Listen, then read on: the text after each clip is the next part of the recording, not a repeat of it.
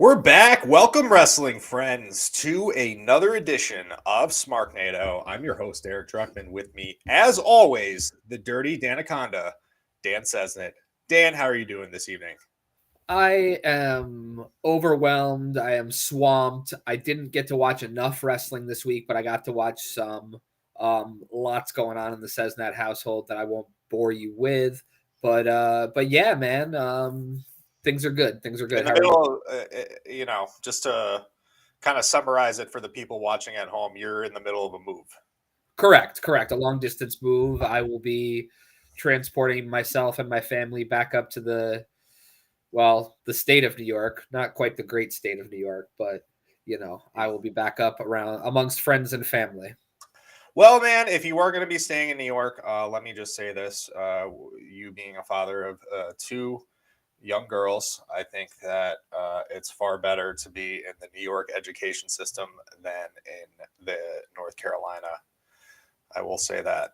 I don't Yeah, really know much about North Carolina's education system. I just kind of assume it's probably worse. it's not bad. It's not great. Yeah. New York is better. But if they dismantle the whole Department of Education, who knows what the fuck is going to happen by the time my girls are in school? But Yeah, know, thanks, Linda McMahon. Nice little tie-in to professional wrestling. yeah, Bitch. yeah, she is not a good person, as we Yeah. know with the McMahon She looks like a decrepit bird. Yeah, Doesn't she? She does not look great.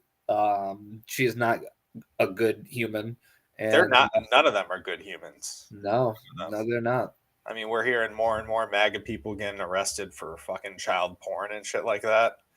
It's one day regimes end. You know what I mean? At one point, this is all going to go away, and we're going to come back collectively as a society. I truly believe that.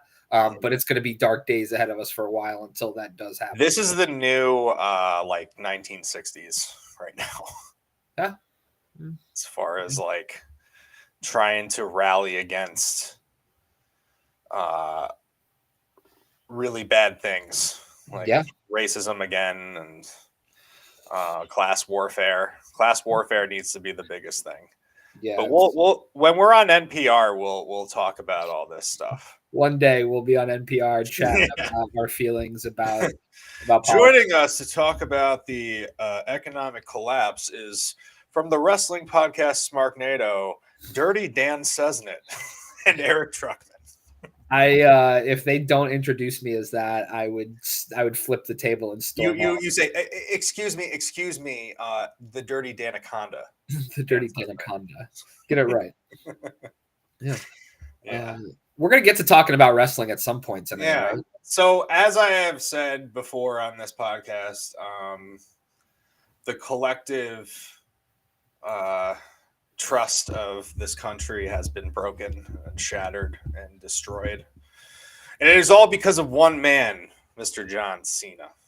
Yep. And John Cena decided to make his return from Brussels, Belgium, of all places. Weird pick. But can you not say that? Aren't you glad that they were there? Because he just picked out the perfect child to bully in the audience. He picked out the perfect child to bully. He picked out every person that was wearing a shirt that he could that was close enough, which still boggled my mind that there was so many "Let's Go Cena" chants during this promo. Hey man, people absolutely love this guy. You know, like he was the Hulk Hogan after, for the generation after us. Yeah. I mean, he definitely, because Stone Cold wasn't that. Stone Cold was in and of himself. Stone Cold's kind of like our Cena. Yeah. I feel like. Yeah, for sure. Yep. But yeah. All right. So let's just get into the promo. Cena comes out. He's getting booed mercilessly. And he basically says that he's been in an abusive relationship with the WWE fans for 25 years. And he's not a baby face. He's not a heel. He's a human being. There's only so much a human being can take. He's going to be doing this for himself. his time is now. We all by now have listened to the promo, what he said. And How many times did you listen to it? I did it. I listened. I watched it 3 times. I'm not gonna say like I watched it like 10 times. I watched it 3 is still good, man. it's I a half watched it hour. once. Yeah, it was a chunk of time, man, for sure. I guess the one thing I want to say about it, and I think the reason why I watch it 3 times is how surreal it is. How surreal for the fact that like John Cena of all people has finally turned heel. This is something that I've been waiting for 20 years. So I just think that the gravity of the moment of him coming out there and just disowning the fans and doing it his own way there's a real like authenticity to that I really enjoyed, especially with him saying, "Oh, you want new music? Fuck that. I'm not getting new music. You want a new look? I'm not getting a new look." Just to kind of stick it to the people that were really excited about the heel turn and all the speculation. And I think that's pretty cool because that's actually a real like heel move. Yeah, I would have vastly preferred him to come out in a suit and tie, to be honest with you, but sure. but the context of the promo fixed that for me. Yeah. How he addressed all that stuff, I accepted it. He's doing this his own way. I think that, and this for me, like, this isn't something that like necessarily soured me on the promo or made me say like this promo sucked or anything like that, because it's still just a big moment in WWE history. But I think a valid criticism would be that he never really did address like his association with The Rock, why he aligned with them. You know what I mean? And we'll get that at some point. I think we will get. I think we will get to that. But it's if you're going to like nitpick this whole thing, like that's fair. I think to say that, but overall, just and then Cody coming out and basically calling John Cena a hypocrite and all that. I thought it was great. I'm very excited and interested to see what's more to come in the coming weeks, because I imagine that John Cena, with a month out from WrestleMania, he's going to be on every Raw until WrestleMania, I would assume. I assume he's going to be on most shows until WrestleMania, but I hope it's not in the same context every single week. I hope they don't start beating the dead horse where he comes out and it's a half-hour promo. I don't think so. And like, I think it would actually be pretty nice if like before he gets to Cody, they give him R-Truth, just to kind of like show the fans this is a new John Cena. He's very vicious and he's very unforgiving, and he's going to beat up his biggest fan and get a ton of heat for it. Yeah, I mean, they need to give him somebody, and R-Truth is the best candidate. I don't see why they don't go that route, but it's going to have to set up I mean, it's already set up in the big picture, but like a match between the two is going to have to set up organically. At the very least, a beatdown between the two. Yeah, for sure. I think that they're going to get pretty creative over the next few weeks with this lead up.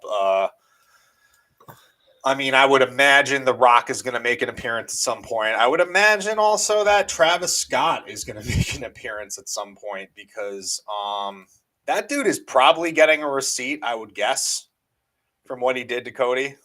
What did he actually do to Cody? I heard the I saw him. Yeah. What did he injure him? Yeah, he used live rounds. Oh, really? Yeah. Okay. And I think Cody let him do that, but he still like ruptured Cody's eardrum. Oh shit. That's not fun. No, that's not fun at all. No. I didn't know the whole story behind it. I had just heard what you had said in passing and was interested in what the actual outcome was. Yeah. So what did you think of the promo overall? I thought it was great. I think that he gave the crowd enough time to bury themselves almost. right? I think that it's the classic heel move of blaming it on the crowd, but having a hint of truth to it, right? You know, Yep. he was used by that crowd for 25 years. He was used by Vince McMahon for 25 years as, you know, the Make-A-Wish king and Yeah. all that. So there is some truth to his statements, which always makes for a great heel. It was like when McIntyre was doing his run and he was saying what he was saying about Yeah. Punk, right? Yeah. Like even the sprinkling of truth makes it that much better. And I thought that he knocked it out of the park. But we've always known Cena was a great promo, Mhm. right? He's not gonna disappoint. I just don't want it to get old. Agreed. Yeah. Um, I think that ultimately he is going to beat Cody at WrestleMania. And You know, I think so too. I do think we're going to get a nice little long Cena heel run. And He loses it at the the end of the real year. the real question is like, do you think that this is his last year? Do you think that like just because like it just feels so weird that he's just getting going with this heel run and we're only going to have him till the end of the year? If he's hella successful with this, if it's undeniably drawing money, which it looks like it's gonna, Yeah. right? By all accounts, then maybe he sticks around a little bit longer. I mean, he could be like, "I was fucking lying to y'all anyway. I don't give a Yeah. shit about you. I don't have to. I can stay if I want to.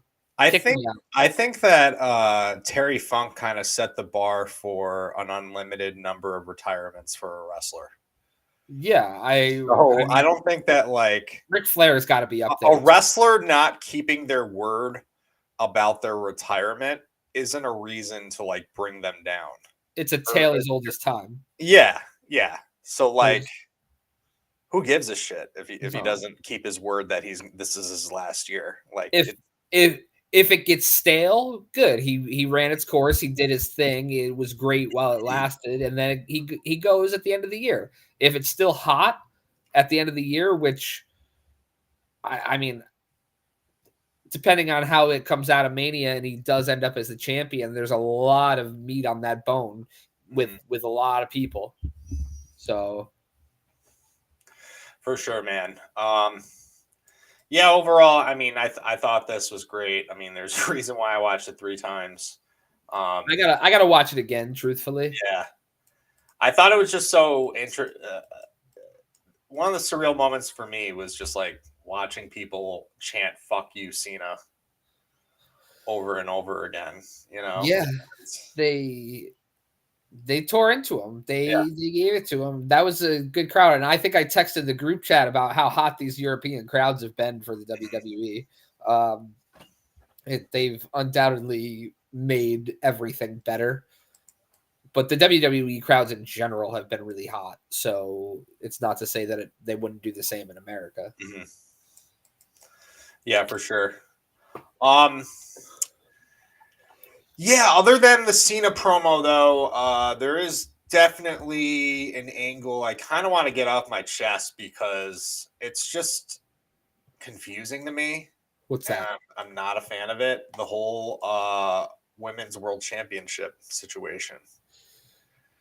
If you know that Yeah, Io Sky had beaten Rhea Ripley for the women's championship. total head scratcher. I love EO, but it still didn't make any sense to me. But Yeah, go and ahead. Bianca won the Rumble.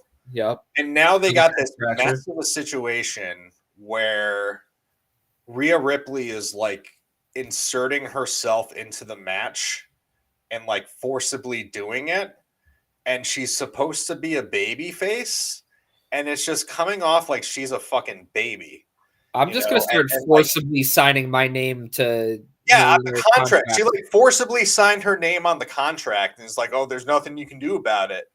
And it's just like, it I feels mean, like such a fucking, it feels like you such can a get a cop out. lawyer that can say this isn't a legally binding contract. It's not that hard, but you know what I mean. Yeah.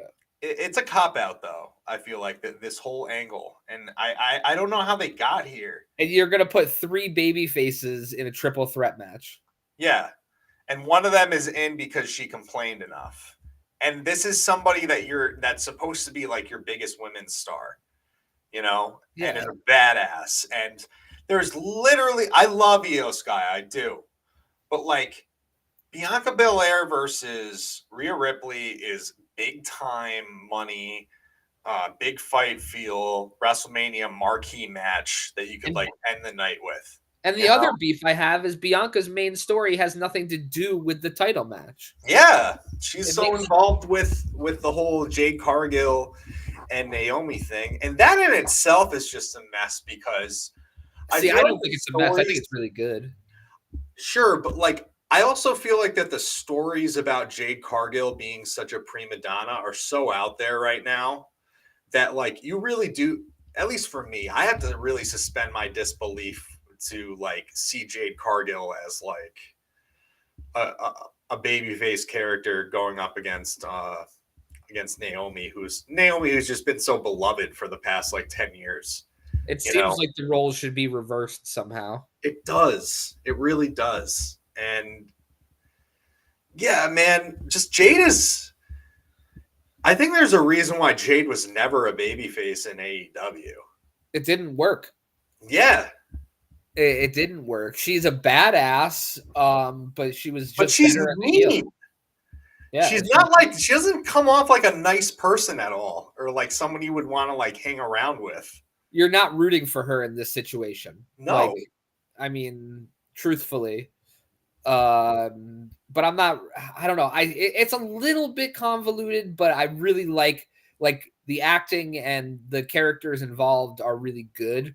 Mhm. I think Bianca has been fantastic in this whole storyline ever since she was banging on the cage at Elimination Chamber to the promo she cut, and Yeah. the step aside she did for Jade to go after Naomi. Mhm. Like these are really good subtle things that have changed this storyline. Absolutely. Absolutely. Do you think eventually it gets revealed like maybe even Bianca was like in on it with Naomi? Now, Bianca, they just lost one of their biggest baby faces in the company. They can't lose another one that quickly. Yeah. Yeah. Then on the other side of things, you got Tiffany Stratton and Charlotte. And like, eh, I'm not really hyped for it just because I think Charlotte is just. Charlotte's not as good I as have she. the same feeling about Charlotte since, like, in this situation with Charlotte, absence does not really make the heart grow fonder. I Once she thought was she was going to back, come I was back right better. back into my fuck Charlotte mode. I thought she was going to come back better. I really did. I was excited for her return, but it's too easy because you know what the outcome is going to be. She's Yeah. going to win at WrestleMania. You know what I mean? Because they want her to be at 16 like her dad or Yeah. whatever. So it's like, but they're not going to stop there. She gets a never-ending push because she's Ric Flair's daughter, and She's it's just another person like Jade that's just so incredibly unlikable. yeah.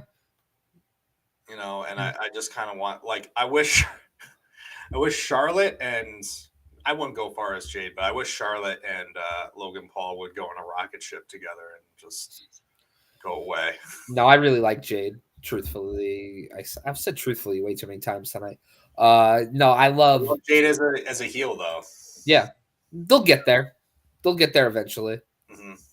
Because Yeah, it's easy. I mean, it's really easy for them to turn her heel if they want to. They can have her attack Bianca too. yeah, absolutely. Easy. Done and done.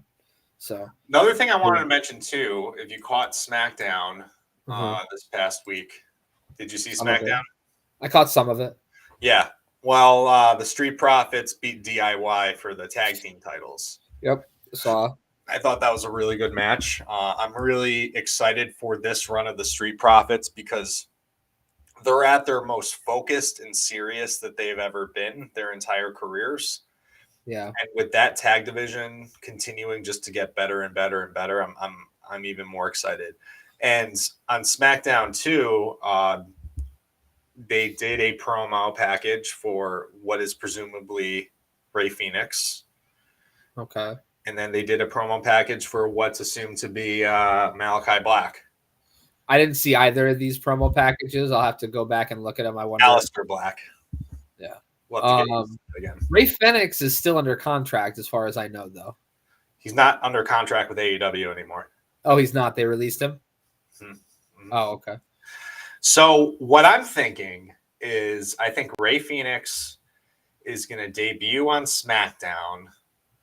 Then they're going to have the draft after WrestleMania, apparently. And I think that's the point where they're going to put Ray and Penta back together, and they'll compete in that amazing tag team division.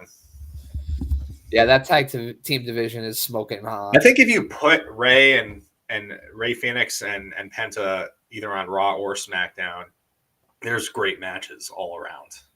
Yeah, I completely. Even on the Raw side of things, you got the War Raiders, Creed Brothers. Yep. Yeah. Oh, I cut you off, Dan. Go ahead. No, you. I was just listening to you list off all the teams. Because I don't know what the different rosters are a lot of the times.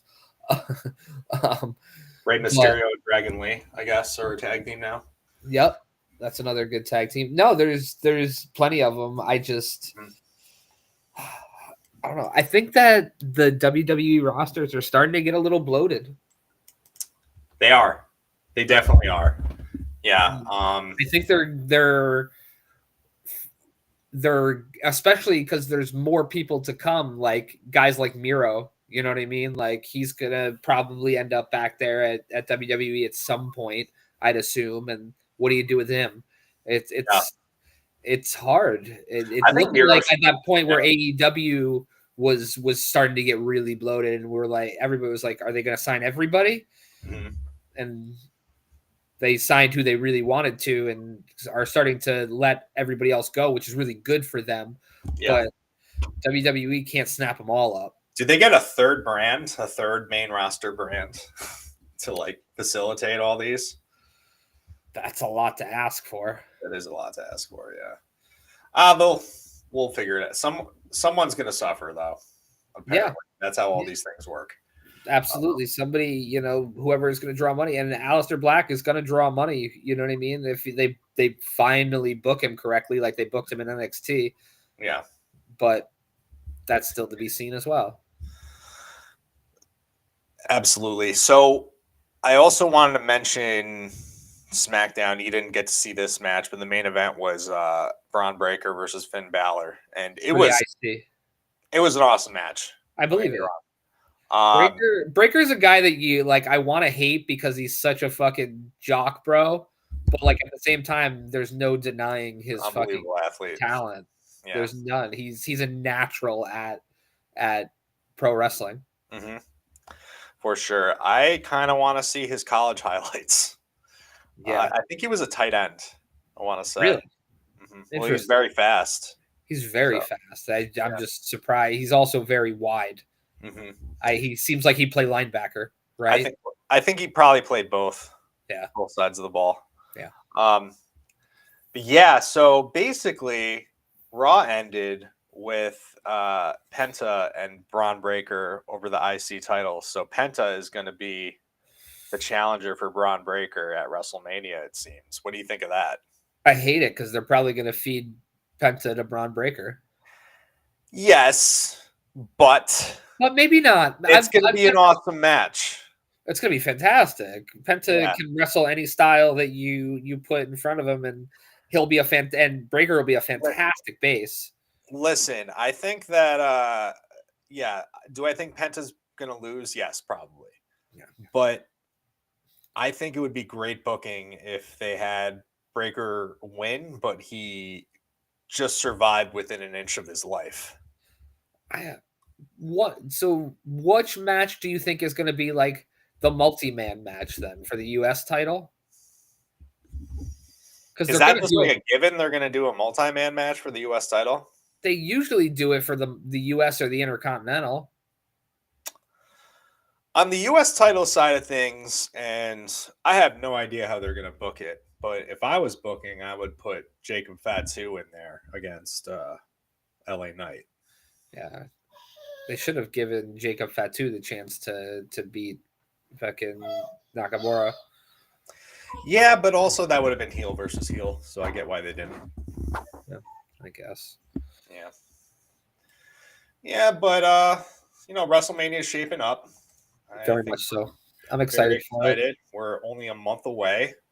Are you going to be in town by that time? Oh yeah, buddy. It's gonna be a party weekend. Oh wow. That's my birthday. Get prepared. Oh shit. And it's Easter, and who doesn't want to party on Easter? Yeah, 420 and Easter are happening the same fucking day, and WrestleMania. And WrestleMania. Yep. Uh, did I tell you my idea that since that is all happening with John Cena could say on WrestleMania Sunday, "I have risen."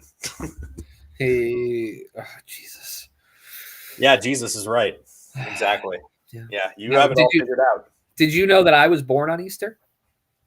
Really? Yes. April 19th, 1981 Mm. was Easter Sunday. Oh shit. So, my delusions of grandeur are that I am the second coming.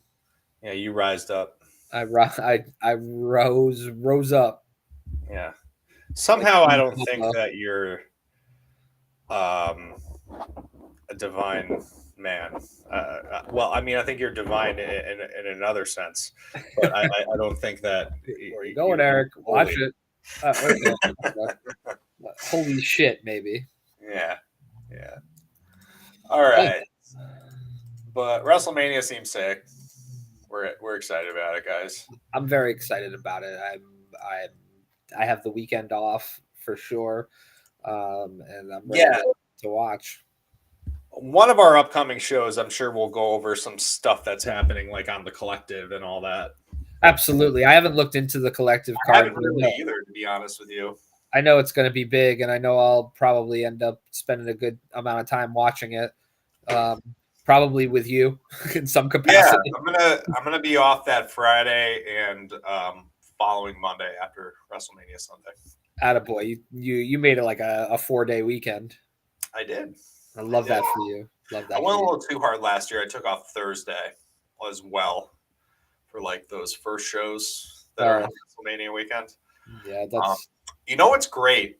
What's that? Is that the WrestleCon Super Show is part of the Collective this year, so that doesn't mean that we have to like get a fucking High Spots Wrestling Network subscription for a month.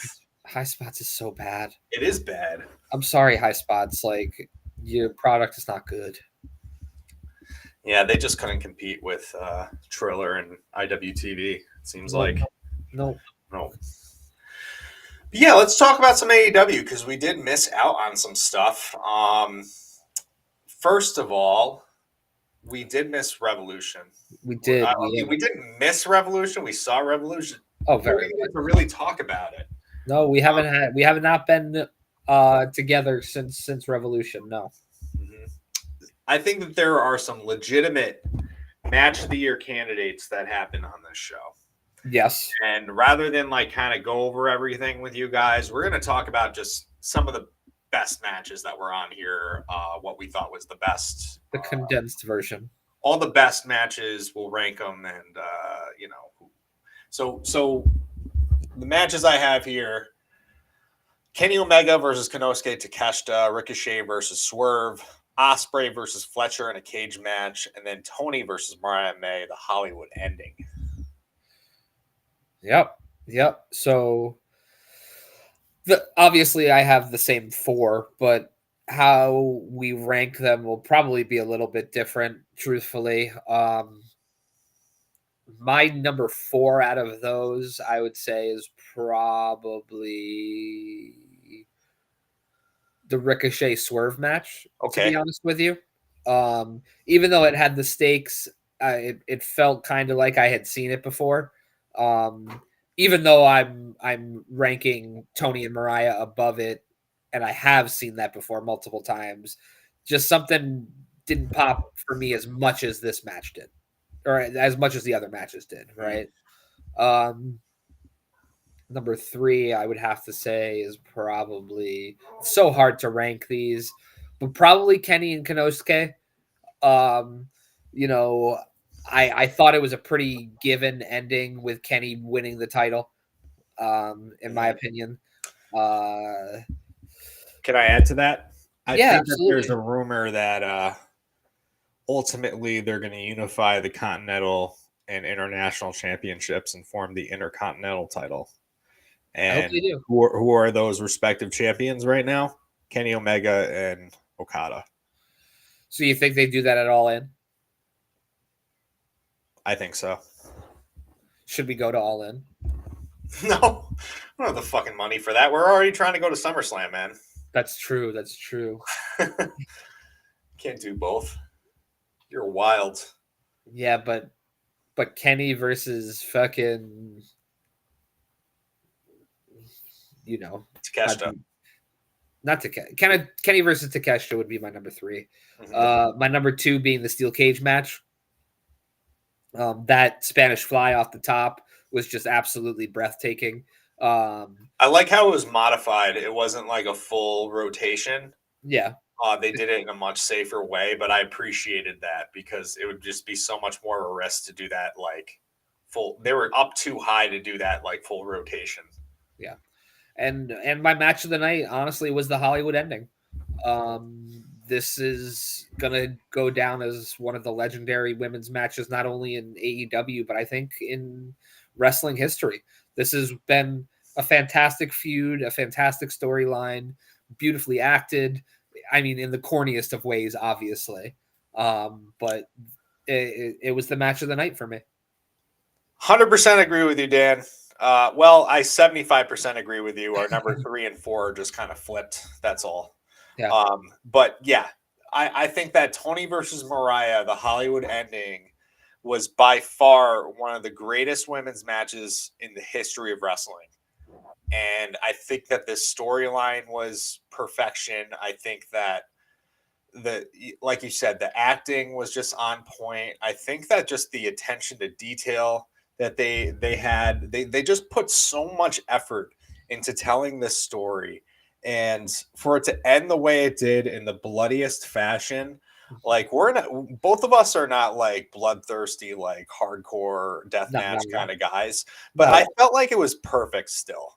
No, it I was, felt like it needed to be so uncomfortable at times. With the fucking Taipei deathmatch shit when yeah. they tape their hands and they Yeah. got the shattered glass on their hands and they're throwing rounds at each other. That was just wild, and I ate it up Uh, because the drama was there, the emotion was there. This is a strong match of the year candidate for me. And like when I think back to matches that have happened so far this year, like I loved Gabe Kidd versus Kenny Omega. yeah. Don't get me wrong. Uh-huh. I think it was just such a great match and such a beautiful match from like the history of Puro.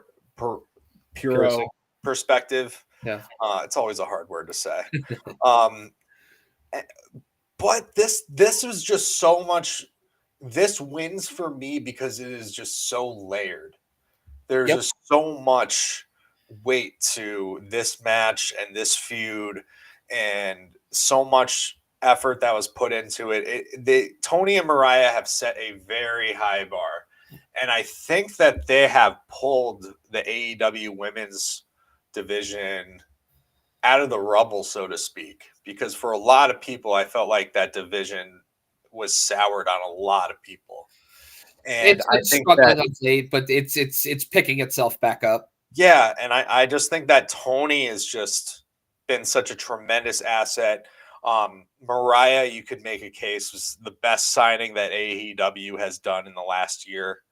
Um, Yeah. just really, these two women deserve to take. They should take a bow.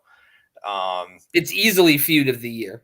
yeah, and Like I not know even that it was always Vince McMahon's dream for WWE to somehow win like a pop culture award show like an Emmy yeah.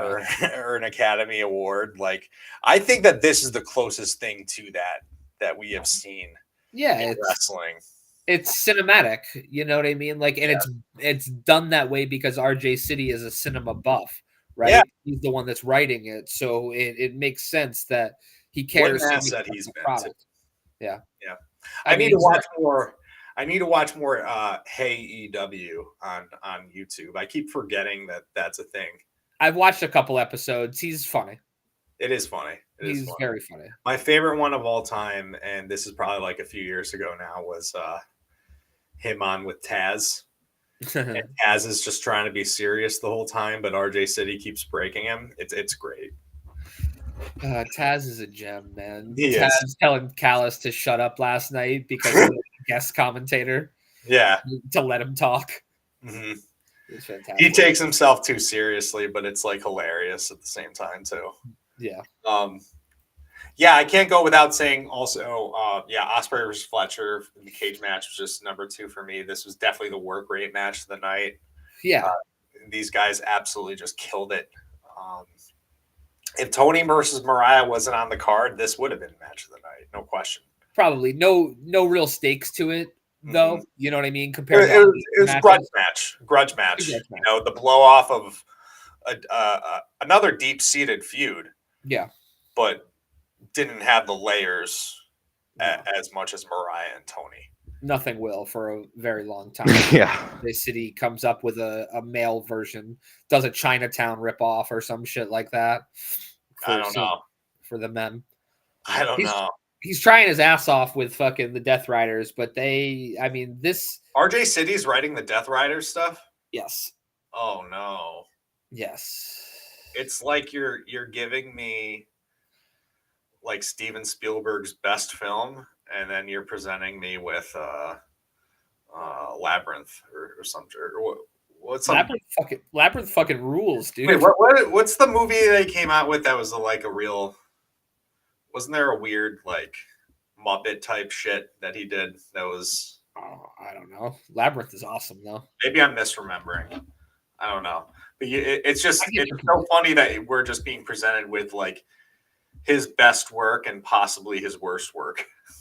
That'll happen. Directors be directed. Yeah. But no, I mean, Death Riders has had some high spots that I've enjoyed, right? Like not all of it, but definitely the formation of it at first I enjoyed. I've enjoyed some of the stuff with Cope and them. Just hit Cope taking out the Death Riders one by one, because we always said that the Death Riders needed to be faced down by somebody with cachet, and Cope has that, although he's not like AEW original by any stretch of the imagination. Mm-hmm. No, definitely not. But yeah, yeah. And what was I going to say? Ricochet versus Swerve. I did love that match too. It was fantastic. Those guys have chemistry. There's a reason why these are all the third. I think they were all trilogy matches. Yeah. For AEW, if I'm not mistaken. Mm-hmm. Yeah, all 4 of them. Yeah, all 4 were. Yeah. So there's a reason why we got trilogies of all these matches, because the chemistry is just there. For sure. Absolutely. All right, so let's get into Dynamite from last night. Yep. You did watch all of that, right? Well, I watched up until main event. The main event. I did not see the main event because I fell asleep. All right. Well, we got a pretty good opener here. We got OC versus Speedball, who made his debut last week against the Beast Mortos. It was awesome. Mark Davis and Ricochet. This match was just a stunner, bro. Like the whole thing was just great to me. I don't know why I marked out for this whole thing just because I don't know. It just had me written all over it for some reason. It was like a highlight reel, man. And you know what? I didn't even get that mad about the finish, because those are the type of, like, when you look at Kenny Omega, Speedball, Mike Bailey, and Ricochet, and they're going to be in a triple threat match against each other, I just think that they're going to get super hella creative with spots that they're going to do, and it's going to be really good. I mean, I think back to TNA when it was Samoa Joe, Christopher Daniels, and AJ Styles, possibly the greatest triple threat match of all time. Yep. And I think that they could reach those kind of heights with the match that they can pull off. Doesn't feel the same to me as the situation with Rhea and Io Sky and Bianca. Like this just feels a little bit more different. That one feels a bit more forced. For it to be a referee's decision, like that's a little bit silly that the referee says basically books the match. Like the referee should have restarted the match realistically if we're thinking about what a referee's job is. It's not the booker, but I'm nitpicking a little bit because it was a fantastic match with a bit of a silly ending, but the ends justify the means, I guess, because we are getting that fantastic triple threat match come Dynasty. And it's already, in my mind, a strong candidate to steal the show. Let's see how without the rest of the card being announced. Yeah, I mean, what do we already have for that card? Let's just look at it. We have Mox and Swerve, and we have the triple threat. And is that the only 2 booked matches for the card so far, or am I missing something big? Yeah, that's all I can think of. Okay, I'll look it up. Yeah, but actually, when we talk about the main event, there is another match that's going to happen, but we'll get there. Okay. All right. So next we have for the TBS Championship, Mercedes defending against Billy Starks. I will say this. I liked this match more than her match against Momo Watanabe from Revolution a couple weeks ago. I did too, but I'm a Billy Starks fan. I love Billy Starks. I think that this match was a great showcase of her improvement and evolution. Although that one spot, bro, I thought she killed her. Which one? It was like the one drop kick. No, not the drop kick where she dropped her on her head. She had her up on her shoulders and dropped her on her head. Oh, right. What does she call that move again? I don't know what she calls it, but I gasped audibly. Yeah, she used to do that match, that move on the Indies all the time. I forgot what it was called. I know she knows how to do it, and Mercedes ended up being fine, but like I was just like I was a fan in the moment, and I was like, oh my god. Yeah. I mean, I'm a fan at every moment, but I think Billy really killed it here. I think it's just so cool. I may have said this before, and I apologize if I'm repeating myself, but when we first started this show, one of the matches we saw for the first time was her against Kylie Ray, and she was like 15. Yep. And to see her now where she's at, it's unbelievable, and it's one of the fun things about watching independent wrestling and seeing someone go through all these motions to you finally see them living their dream, and it's awesome to see. And I think that we're going to get a lot more from Billy Starks on the AEW like proper roster. I hope so. And yeah, maybe her losing to Mercedes here is a lead-in to an associate of Billy Starks challenging Mercedes for the TBS Championship. You know what I'm getting at, Dan? Athena, I assume. Yeah. That was my thought. I actually thought last night we might just see Athena. Yeah. But it wasn't to be. I think that is eventually going to happen because that's a big money matchup, man. Once that does go down, we might see that come like all in since Athena is from Texas. Yeah, and I think Athena's the one to do it. She's the one to beat Mercedes. Absolutely. But Athena's still got to lose that Ring of Honor Women's World. I mean, you know what? Maybe she doesn't. Yeah.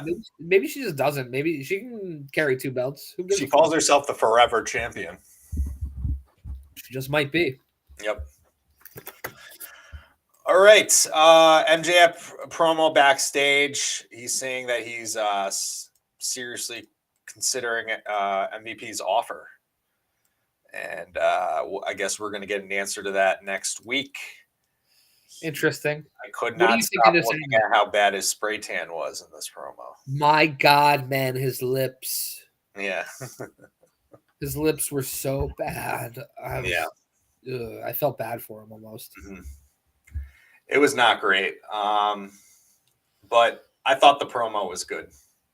And I'm interested to see what happens next week with him. And I'm actually a bit surprised that him and Hangman are kind of done for right now. I'm okay with it. Yeah. I'm intrigued. I'm intrigued by the association with the Hurt Syndicate. Do you think it's going to end up being an association? MJF has always been a part of something. I saw a photo on the internets this week of MVP when he debuted, and he was wearing a Burberry scarf on SmackDown when MVP debuted, like back in the day. Really? Oh, yeah. That's cool. I believe that. Some that's connections awesome. there, some inspiration. All right, next we got one of the most nauseating moments in the history of me watching wrestling on television. John Moxley versus Cope in an AEW World Championship street fight. Let me start off by saying that the first 10 minutes of this match were just fucking pure garbage. They were just kind of brawling around the arena. To me, it was boring. And it was just not really that fun. But by the time they got in the ring and stuff, it started to pick up. But I'd be lying if I said that the prevailing moment of this match that is always going to haunt my mind is Spike, the what do you want to call it? A baseball bat that has nails on it. It's definitely not a baseball bat. It's nails like sticking out of it. It's like a 4x4. It's like a 4x4 with nails sticking out of it. Yes. And it got stuck in Moxley's back. And then nobody could get it out. And then Yuta tried to get it out. And you could see Moxley's skin like, it was that made me feel so uncomfortable. And Drew was over, and we were both like, they need to stop the match. Stop the match right now. This isn't fucking worth it. This isn't fucking worth it. And I was totally on board with them doing that. But by the time I took my face out of my hands, they got it out. They were going to continue the match. It was just business as usual, and it was breathtaking in the worst kind of way. Like, man, I was just nauseated. I truly hope that this was a moment where Mox was like, all right, I finally flew a little bit too close to the sun. I should probably evaluate these things a little bit more. I hope he has the fucking a shred of sensibility to be able to look at himself and be like, was that really worth it? No. He doesn't. He doesn't. You know he's going to do something stupid in the next match. I mean, how could Renee not have a talk with him about that? You know? I don't know. Is she a reasonable person? I'm starting to wonder. She might not be. Yeah. She might very well not be, which would make that relationship make a lot more sense. A lot more sense. Yeah. But like, I'd be lying if I said that didn't take away from the match. And it was hard for me to get back into the match after that happened. The match after that was good. It was a weird placement on the card. It was in the middle of the show. Like, it started off slow, just like you said. And how about Nick Wayne and what's his face doing Christian's bidding after like Nick Wayne confronted Christian last week? That was kind of disappointing to me. The whole thing was a bit of a clusterfuck, and the story needs to end, and Swerve just needs to take the title and go on. Yeah, absolutely. Oh. Yeah, Swerve's going to take the title. I think that's the good thing coming out of this. I don't think he will. I want him to. I don't think it's going to end up. You don't think he does? No. Dude, if he doesn't win, I think the fans have all the right in the world to throw all the garbage into the ring.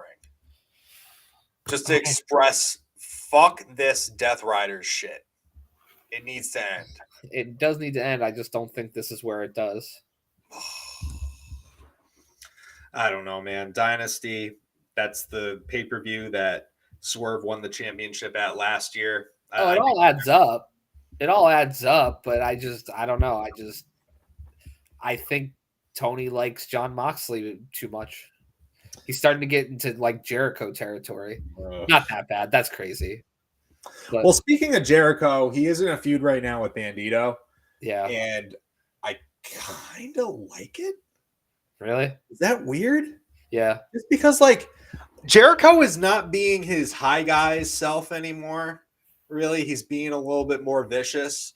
And I feel like this is actually helping Bandito like get the fans behind him. And I think that Bandito is actually going to take the belt off of Jericho.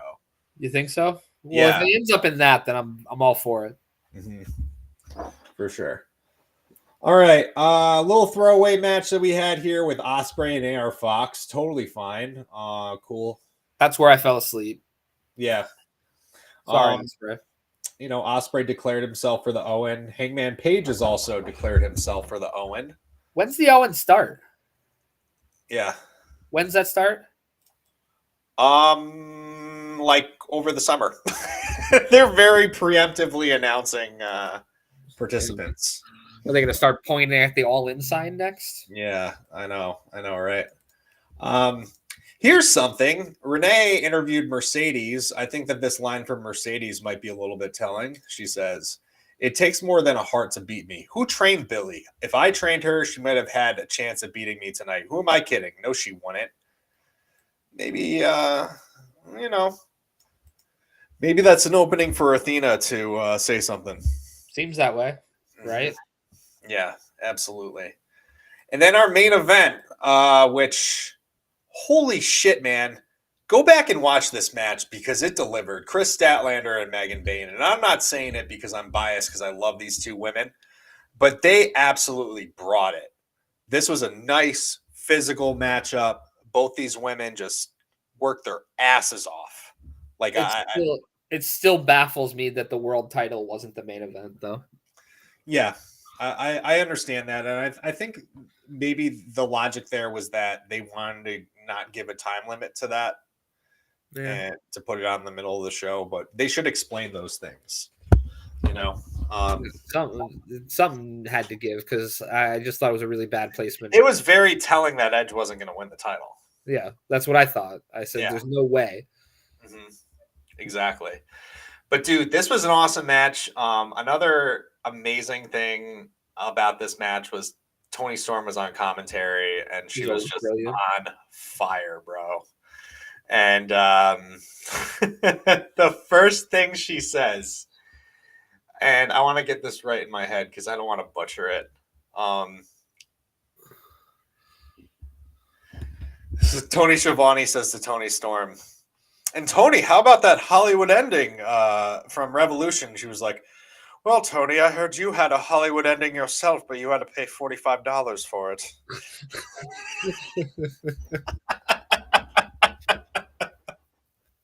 and it broke the commentary team after she said that too.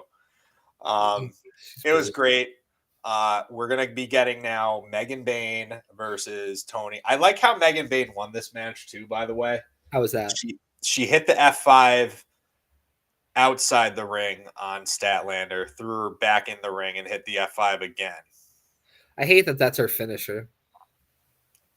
Yeah. It's a little, lacking in the creativity department, in my opinion, but what are you going to do? Yeah. But yeah, we're going to be getting Toni versus Megan Bayne at Dynasty, and I think that's a new, fresh matchup. I'm excited about it. Toni kept going on and on about how Megan doesn't say anything. She hasn't really cut any promos. Yeah. So maybe we're going to get something from her before we get into this match. If you're going to be in a world title promo, you should be able to, or in a world title feud, you should be able to cut a promo, right? Like, definitely. I've never seen her cut one on GCW either, so I don't know if she can at all. To be honest with you, I haven't either. Uh-oh.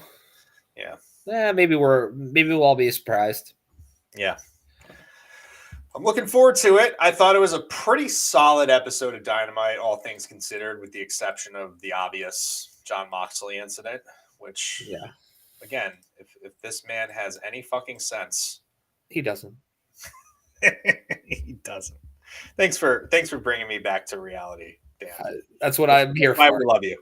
That's why what I'm here for. Just the rain on the parade. Yeah, absolutely. All right. As always, guys, follow us on Instagram at Smarknado, at Twitter /X Smarknado1. Leave us a 5-star review on Apple Podcasts. Go check out that QR code right there. Upper left-hand corner of your screen. All our shit is there. Danny, Stay fresh, cheese bags. Keep watching wrestling.